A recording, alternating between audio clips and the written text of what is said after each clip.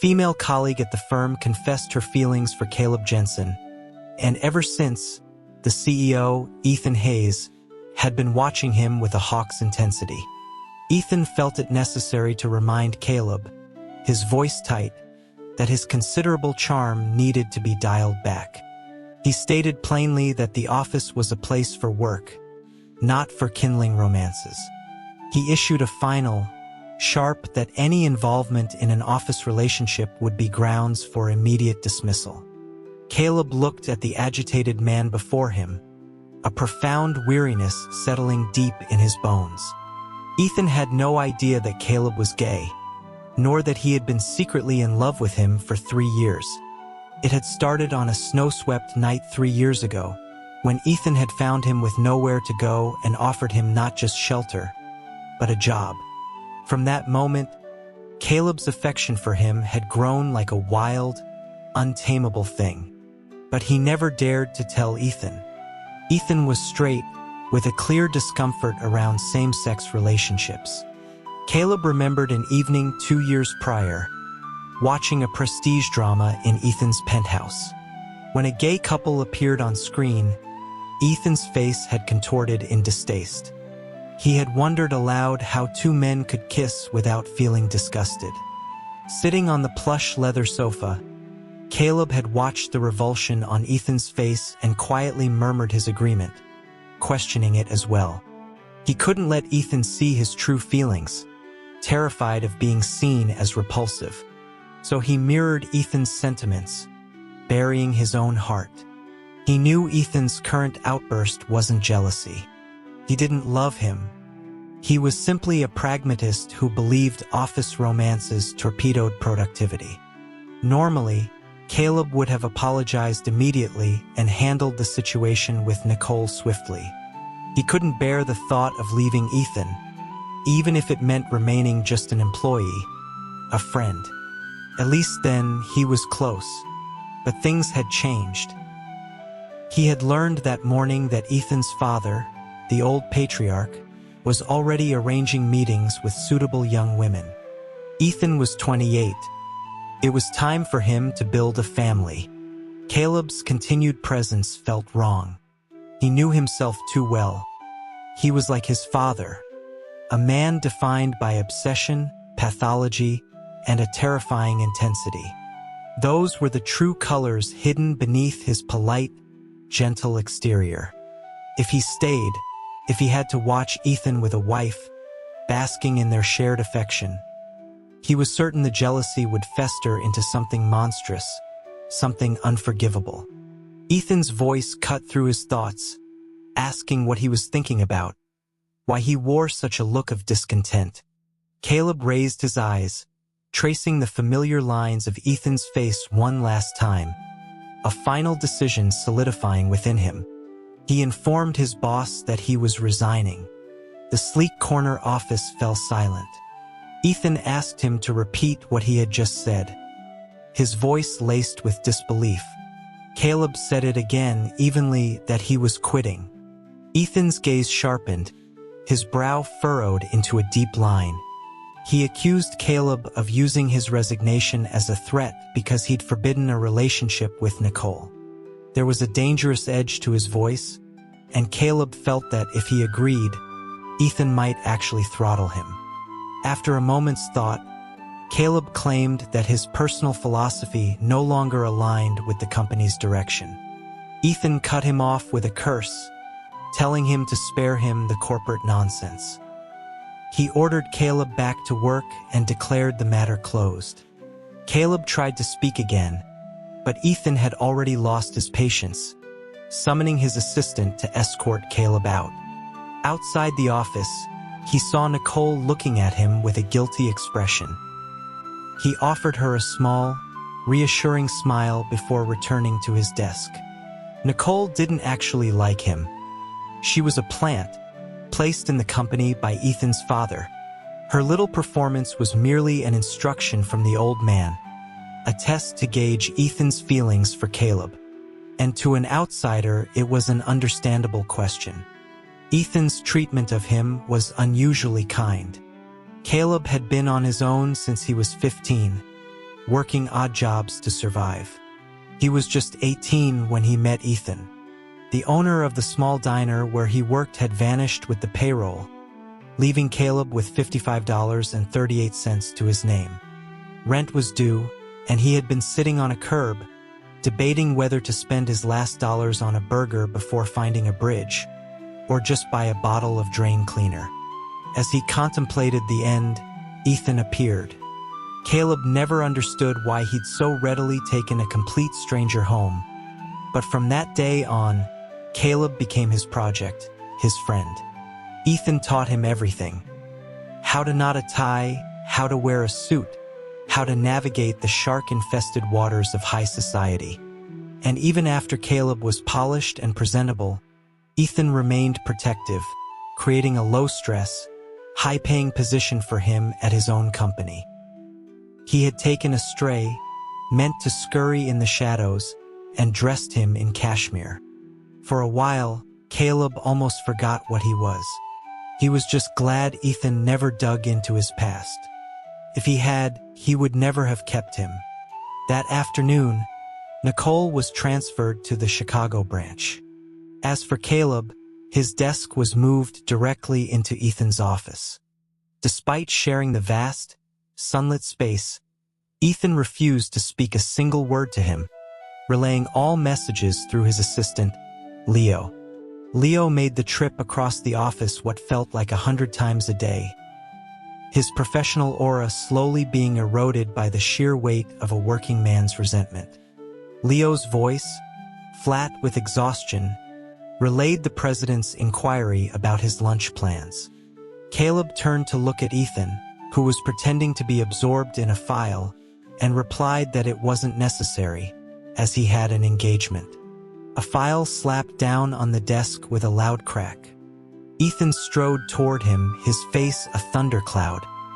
He demanded to know who Caleb could possibly be eating with, now that Nicole was gone, questioning if his words meant nothing.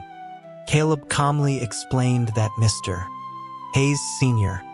had invited him to lunch. Ethan's brow furrowed, and he asked in a cold tone what the old man wanted with him. Caleb shook his head, feigning ignorance. After a moment of silence, Ethan declared that he would go with him. He never made it. An urgent problem erupted at the Chicago branch, requiring his immediate attention. But before he left, he didn't forget to threaten Caleb, him that if he dared mention resigning to his father, there would be hell to pay upon his return. Caleb nodded obediently, promising not to say a word. The moment Ethan was gone, he got into the old man's car and was driven to the airport for a flight out of the country. With Ethan blocking his departure, this was his only way out.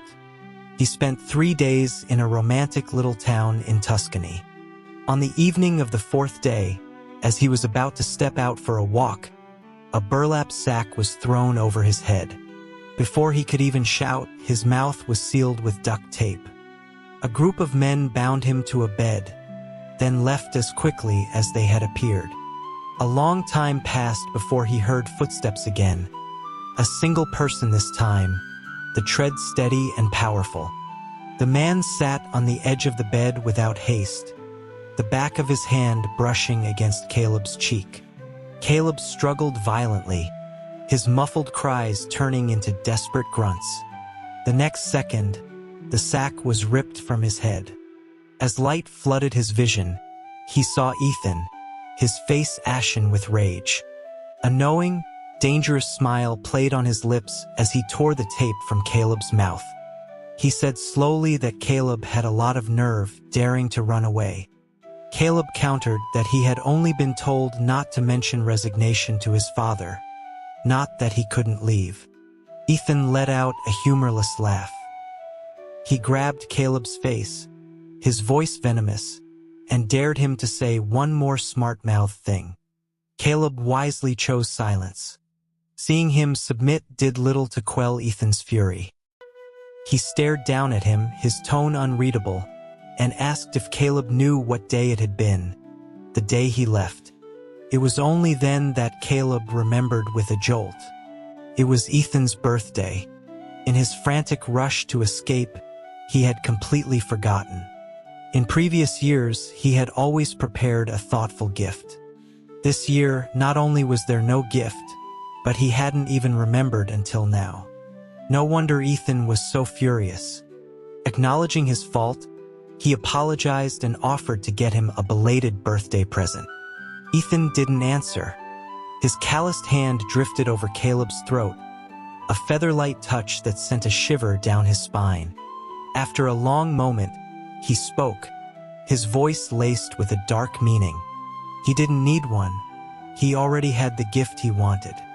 With that, he leaned down and kissed him. The moment Ethan's lips touched his, Caleb's mind went blank. It took several seconds for the reality to sink in. Ethan was kissing him, but he was supposed to be straight. He hated gay men. Ethan's hand, unbuttoning his shirt, pulled him back to the present. He gasped out, asking what he was doing, his voice trembling with an excitement he couldn't hide. Ethan lifted his head, his dark eyes boring into Caleb's. He asked if Caleb couldn't see what he was doing. A smirk touched his lips as he shifted, straddling Caleb's hips, his tone now flat and devoid of warmth. He confessed that he had already resigned himself to being just friends for life, but Caleb had to run, exhausting the last shred of his patience. He declared he was done with being his damned friend. He questioned the point of all his restraint and careful consideration when Caleb was just going to leave anyway. He figured if that was the case, there was no reason to hold back anymore. With a single, sharp motion, he tore Caleb's white shirt open. The cool, damp air of the room raised goosebumps on his exposed skin. Without a flicker of sympathy, Ethan moved to unfasten his pants. Caleb immediately stopped him, his voice urgent, asking if Ethan liked him. Ethan paused, his hands stilling. The electric tension that had been building was doused by the sudden halt. He straightened up, raising an eyebrow, and asked if Caleb had really stopped him just to ask such a stupid question. Annoyance flared in Caleb. He shot back, asking if Ethan had ever shown any sign that he liked him. Ethan laughed, a harsh, bitter sound. He questioned if his actions hadn't been enough, listing the ways he cared for him, worrying about him being cold or hungry, learning to make nourishing soups from a nutritionist for Caleb's sensitive stomach, buying the very tie he was wearing. His anger grew with each word. He ripped Caleb's pants down, his face grim.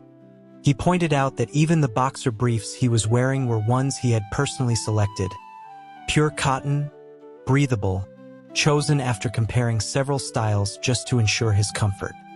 And Caleb dared to question if he had ever shown he liked him? Ethan let out a cold laugh. He seethed that Caleb Jensen was truly infuriating. Caleb then brought up the past, reminding Ethan of his comment about gay men being disgusting. Ethan faltered, clearing his throat. After a moment, he admitted that he had just realized his feelings for Caleb at that time, and his comment was a clumsy attempt to gauge Caleb's own views on the subject. He'd figured if Caleb had similar feelings, he would have argued with him. Damn it. Caleb thought Ethan was homophobic. Ethan thought Caleb was homophobic. A perfectly mutual attraction had been twisted into a drama of unrequited love, now escalating into this forced encounter. What had all his heartache over the past 3 years been for? Ethan noticed the shift in Caleb's expression and likely realized the same thing. After a heavy silence, he asked quietly if Caleb liked him too. Caleb answered, his voice devoid of warmth, that yes, he did. And for longer than Ethan had liked him. Silence. A long, profound silence stretched between them. Finally, Ethan lowered his head and began to untie the ropes on Caleb's wrists. He then rolled over and lay down beside him. They lay there, side by side, neither speaking. After a long while, Ethan finally broke the silence. asking if this meant they were together now. Caleb considered this. He asked if being abducted in a burlap sack was Ethan's idea of a confession of love. Ethan's expression froze for a moment before he quickly got up. Caleb immediately grabbed his arm, asking where he was going. Ethan replied that he was going to buy flowers and a gift. Caleb turned his head away, a blush creeping up his neck as he mumbled that he should pick up some protection, too. He and Ethan were together, but their troubles were just beginning. In a formal steakhouse, Ethan's father sat across from him, his gaze imperious. He presumed Caleb knew why he had been summoned. Caleb met his gaze and nodded calmly that he did. The old man's voice was grave as he asked if Caleb wasn't afraid. Caleb looked at him directly, stating that he knew the old man wouldn't tell Ethan. It wasn't that he wouldn't, but rather that he didn't dare. Ethan was the son of his first wife. If it weren't for the fact that the children from his second marriage were all incompetent hedonists, the family empire would never have fallen into Ethan's hands. In recent years, Ethan had systematically purged the old man's influence from the corporation. His entire family now depended on Ethan's goodwill. They wouldn't dare provoke him. He couldn't risk it, couldn't gamble on how much Caleb truly meant to Ethan. Revealing Caleb's past might backfire spectacularly.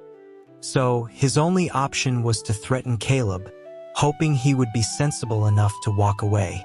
The old man sneered, questioning if Caleb truly loved Ethan. Caleb sat up straighter and affirmed that he did. The old man replied that if he truly loved him, he shouldn't stay with him, that he would destroy him. Like a cat whose tail had been stepped on, Caleb clenched his fists and shot to his feet. He insisted he would not, that he wasn't like that other man, that he would never hurt Ethan. The old man's laugh was scornful. He pointed out that Caleb, in that moment, looked exactly like his murderer father. Yes, his father, Marcus Jensen, was a killer. He killed his mother. Growing up, Caleb always knew his family wasn't normal. His mother was always covered from head to toe, even in the blistering heat of summer, always in long sleeves and pants. He later learned that Marcus forbade her from wearing anything revealing. He controlled her every move, monitored her every interaction, knew every person she met and everything she did. His grandmother had once pleaded with her daughter to divorce Marcus, calling him a lunatic and her that staying with him would end in disaster. His mother had only smiled gently, stating with certainty that he was just possessive, that he wouldn't hurt her because he loved her. She was wrong. When Caleb was 10, he came home from school to find his mother in a pool of blood, with Marcus stabbing her body over and over.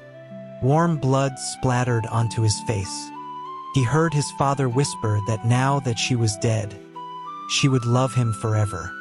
Marcus turned and saw him, his face a grotesque mask of rage. He snarled that with his mother gone, Caleb was useless now, and lunged at him with the knife. It was then Caleb understood that in his father's eyes, he was merely the chain that bound his mother.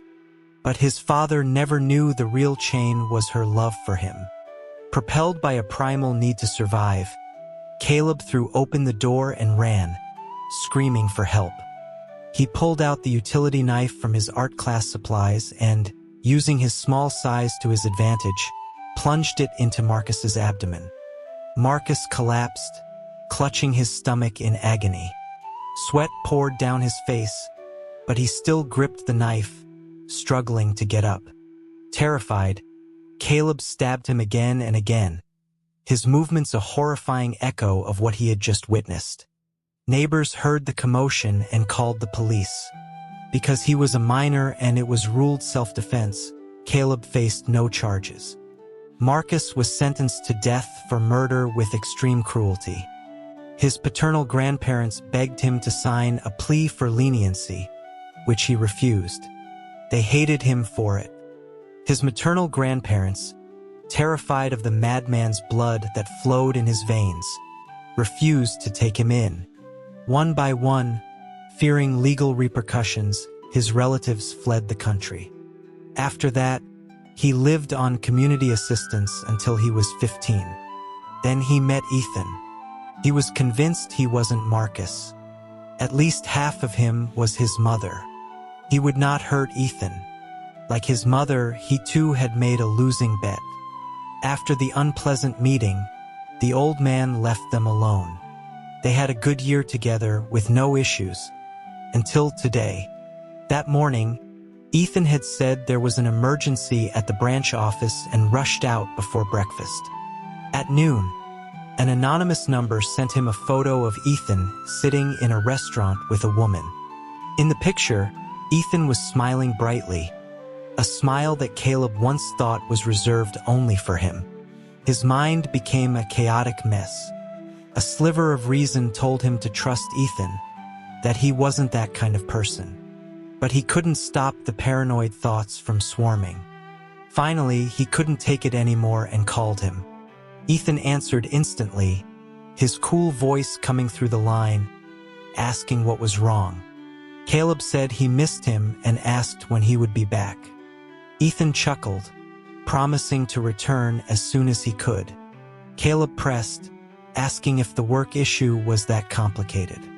There was a noticeable pause before Ethan confirmed that it was a major problem.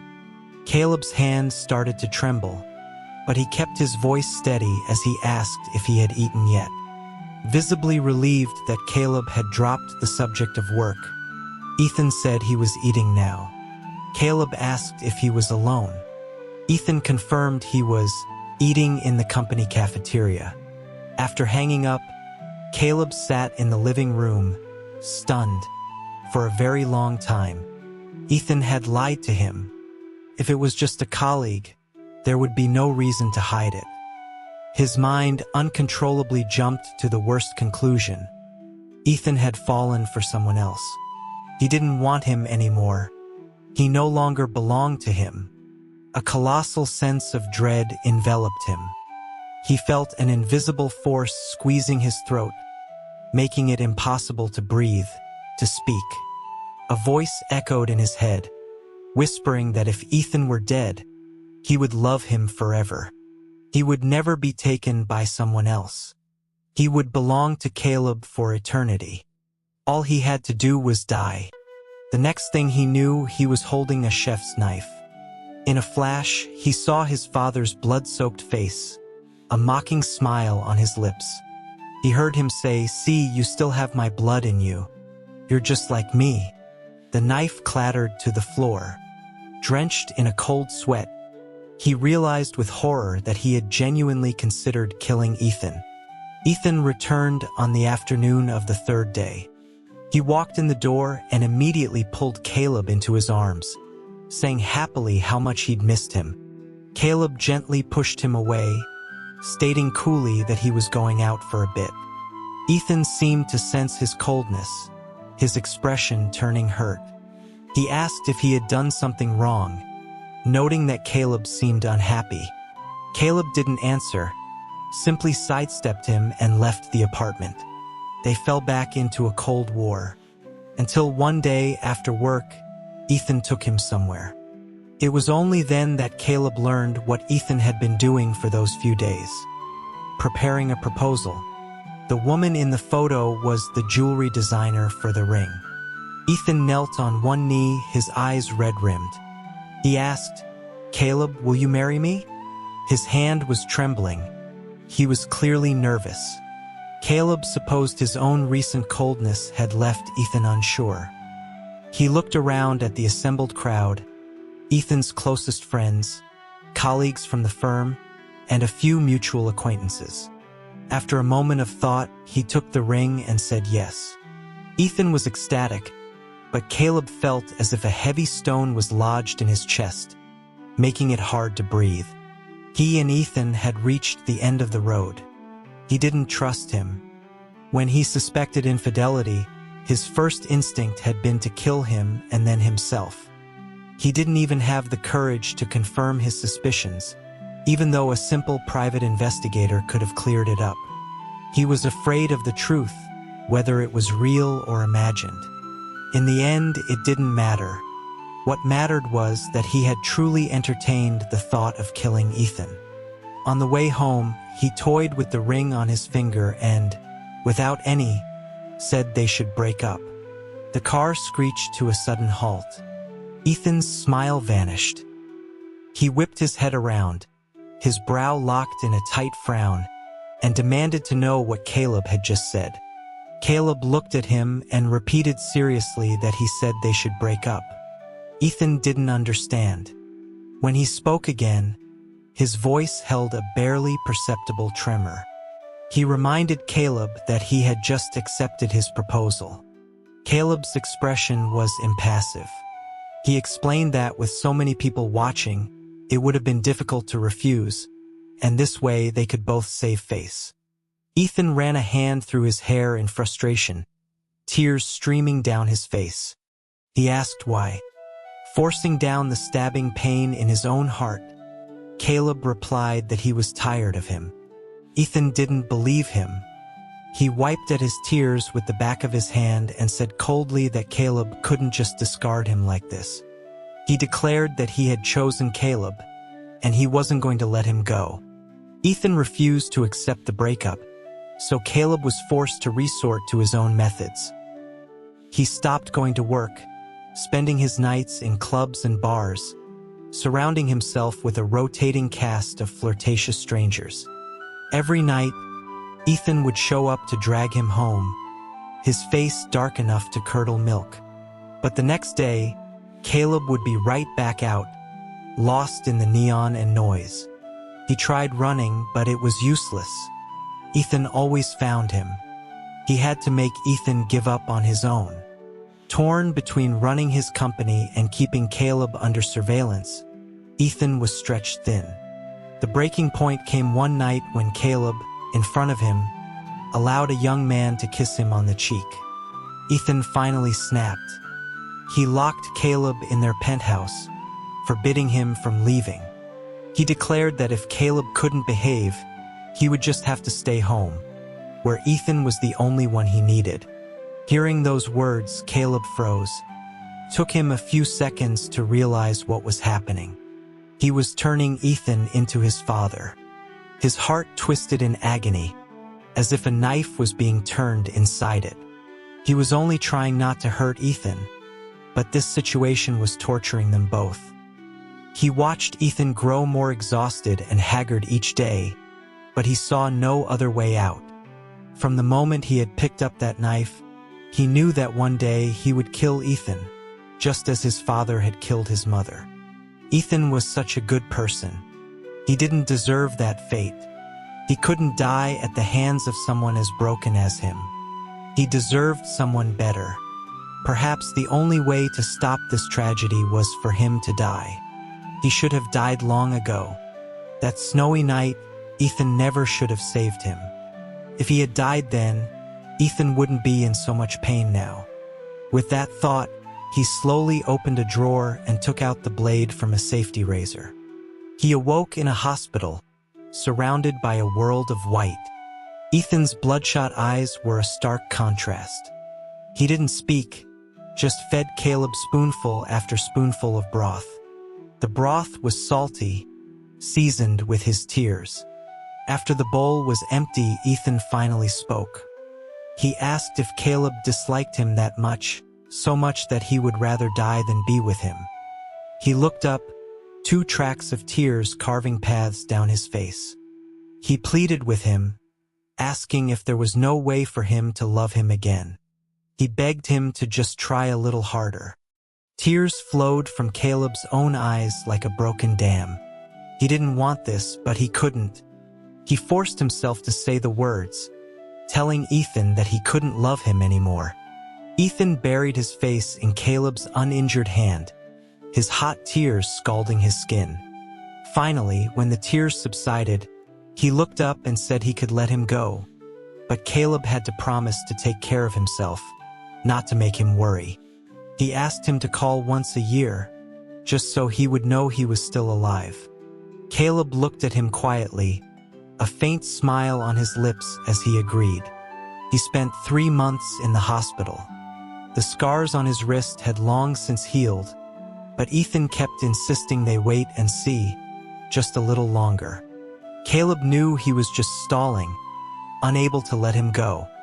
The moment he was discharged, he would be leaving the city, and in all likelihood, they would never see each other again. Ethan dragged it out as long as he could, until there were no more excuses. He reluctantly helped Caleb pack his things. The process was slow, but eventually it was done. The day Caleb left the city, it was snowing again, thick and heavy. Before he got out of the car, Ethan grasped his hand, repeating his plea for him to call. Then he added a threat that if he didn't call, he would come find him. Caleb nodded again, saying he would. Before leaving, he couldn't resist pulling Ethan into a tight hug.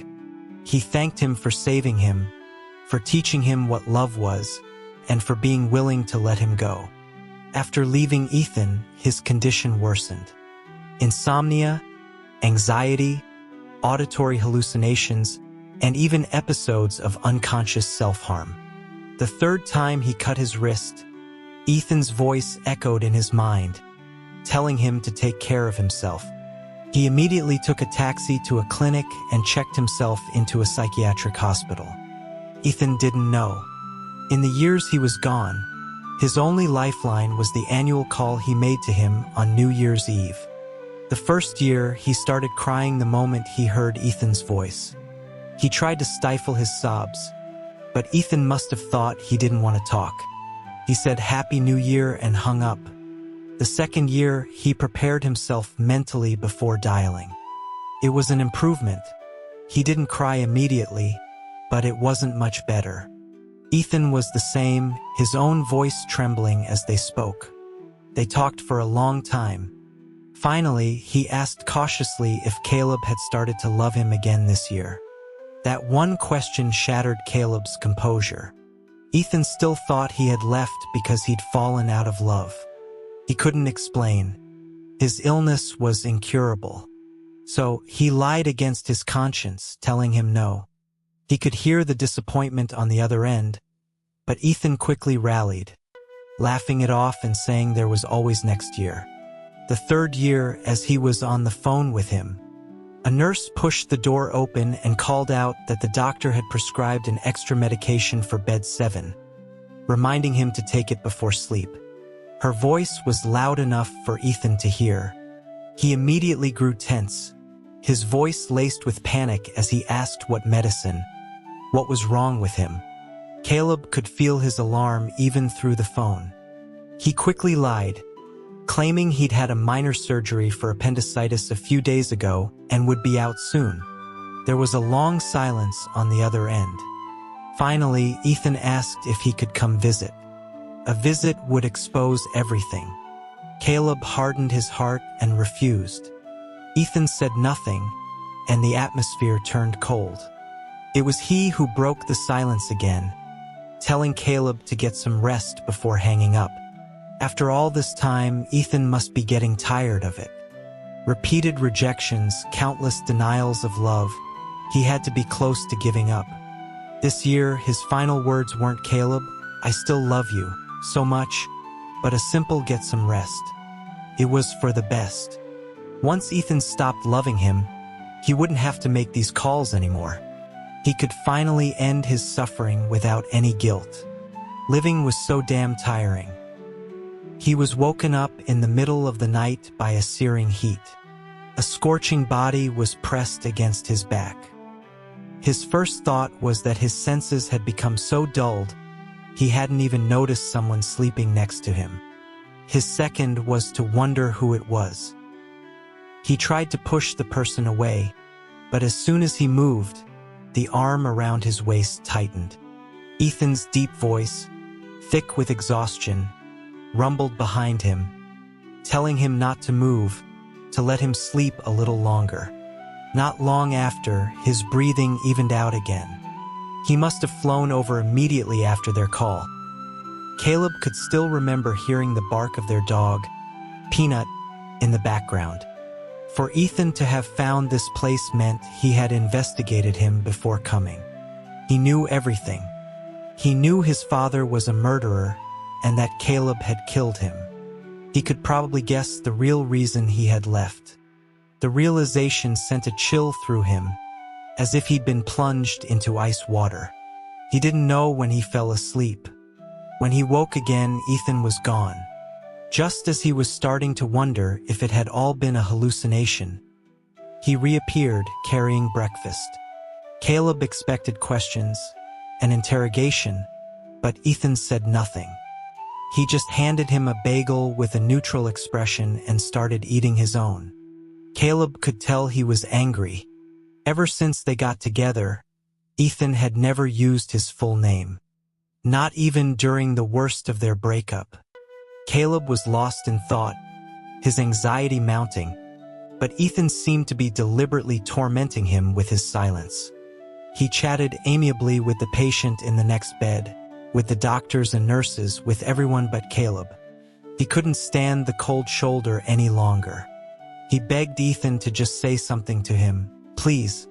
Ethan finally looked up from his phone, his eyes glancing over Caleb, his tone unreadable. He asked what there was to say. His voice grew sharper, heavier with suppressed anger. He questioned if Caleb had ever told him anything about his problems. He reminded Caleb that he had asked him to take care of himself, and this was how he did it. He had thought Caleb would be living well after their breakup, but instead, he was sick and hiding it. If he hadn't come today, how much longer would Caleb have kept him in the dark? He asked if Caleb had any idea how devastated he was when he found out he was in a psychiatric hospital, how shattered he was when he read his medical records. He demanded to know what Caleb expected him to say after all that, to just pretend none of it ever happened? Ethan's voice grew louder, his eyes redder, until his words were choked with emotion. He angrily raked a hand through his hair, his throat working for a moment before he managed to choke out that he was stepping out. Caleb immediately grabbed his hand, his lips pressed into a thin line. He whispered an apology. Ethan took a deep, shuddering breath and didn't leave. After a long moment, he turned back, his gaze heavy as it landed on Caleb. He asked why Caleb had broken up with him, if it was because he thought he would kill him. Caleb's fingers tightened into a fist. He looked at Ethan, speechless. Ethan pressed on, asking if Caleb would come back to New York with him if he asked him to right now. Under his scrutinizing gaze, Caleb felt himself crumbling, but his resolve held. He forced himself to say that he wouldn't go back with him. Ethan hooked a finger under Caleb's chin, tilting his face up. His eyes were cold, his voice deadly serious. He told him it wasn't up for discussion.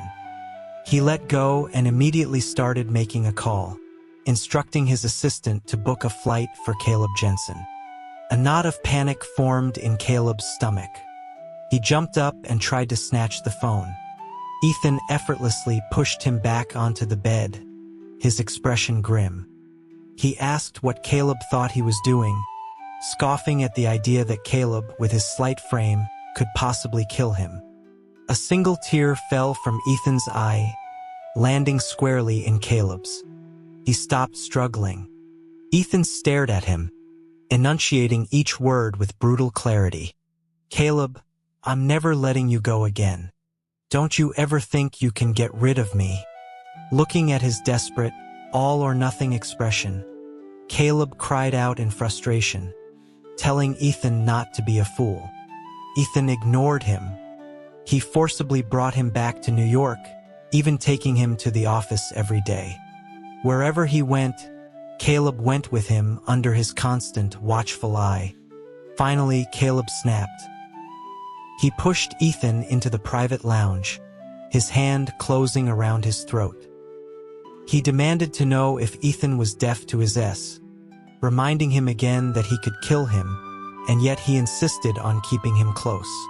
He asked if Ethan had a death wish.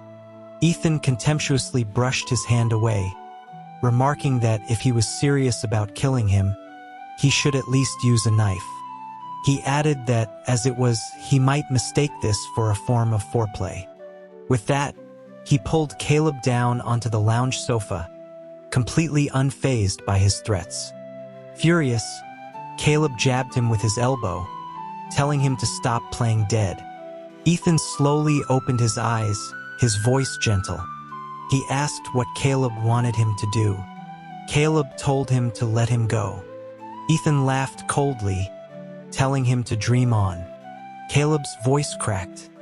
"Ethan, do you want us to end up like my parents? You can't fix me. Love won't work. Nothing will work. I can't be cured." Ethan didn't speak. Caleb continued, pleading. "Ethan, I'm sick. I shouldn't be here. Let me go back. Please?" Ethan looked at him, a deep, searching gaze. He asked back where? To that hospital? Caleb knew Ethan blamed him for not taking care of himself. He offered to go to a different hospital anywhere else. He promised Ethan he would take care of himself this time, if he would just let him go. After a moment of silence, Ethan suddenly got up and walked out. Caleb thought he was just frustrated and needed a cigarette. But a few seconds later, he returned, holding a fruit knife. Caleb instantly knew what he was going to do and scrambled to run. But before he could get to his feet, Ethan grabbed his arm and pinned him down. He held the knife out to him. "You said you'd kill me. Here, stab me a few times. Let's see if it's true." Caleb clenched his fists and turned his face away, refusing to take it.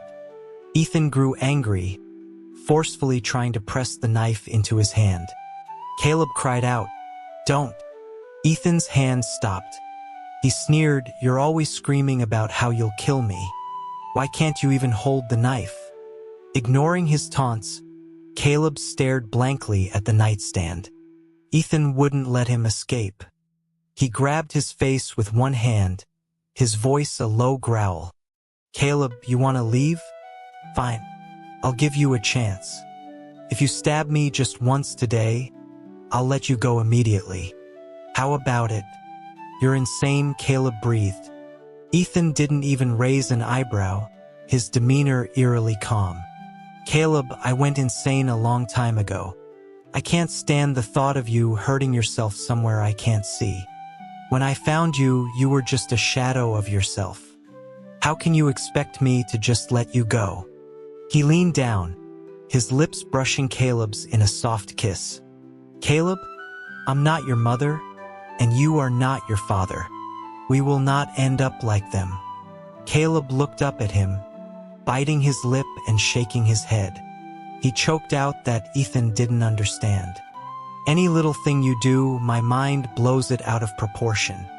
If I find the smallest piece of evidence that you might not love me as much, I lose control. That time before, when you lied to me, I already had the knife in my hand. Do you really think I wouldn't kill you? Even I can't be sure in a situation like that. How can you be so certain I wouldn't do it?" Ethan leaned down and kissed the palm of his hand, his voice full of conviction. "Because you love me." He looked up, his gaze burning. "You love me so you would never allow yourself to hurt me. You said you picked up the knife, but I wasn't hurt. In the days you thought I had cheated, you had so many opportunities, but you never made a move. Did you?